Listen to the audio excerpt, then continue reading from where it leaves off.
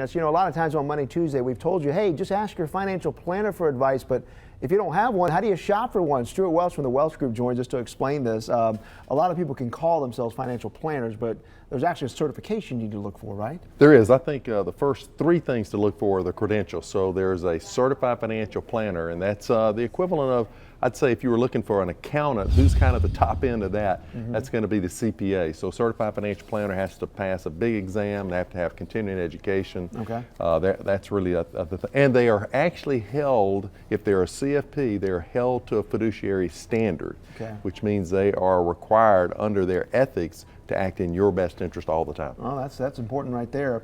You talk about credentials, experience. I got a question about this, but I'm going to let you go ahead. Okay, well, I tell you, experience is, you know, I look back on my first 5 years in the business, and now I've been in it, 30 plus years, and I realize how important experience is, what you don't know.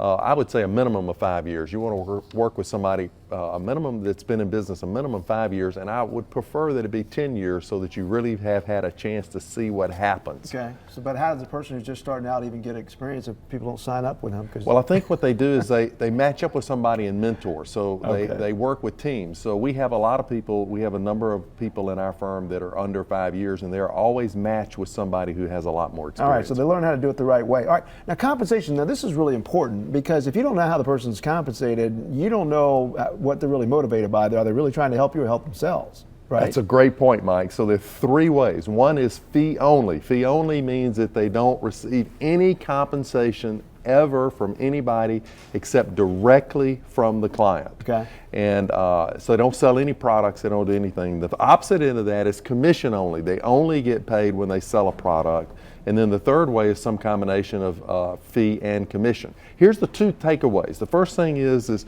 you have a right to know. So the first thing is ask, how are you being paid? And then the second thing is ask, how much are you being paid? And if you understand how somebody's being compensated, then you get a sense of what their bias might be, and you understand that. Most people are afraid to ask. Yeah. You need to ask, it's your right to know. Yeah, if their answer seems kind of vague and ambiguous, so that might be a red flag, maybe not to go with them, I would think. But That'd now be a big red flag the fee only just seems like that would be the direction you want to go, because this person is just motivated to help you on that one fee. Like the fee's not fluctuating based on what products they sell you, right? Well, I think that there are great people in each of those categories. I think the main thing you want to do is you want to make sure you understand, and in some cases, commission only might be a better fit than fee only. We're fee only, but they're good people across the board. You just need to be sure that you know how they're being paid and make sure that you're comfortable with that person. All right, develop some level of trust, I would think, too. All right, Stewart Welch from the Welch Group. Thanks so much. I appreciate it. All right, hey, do you think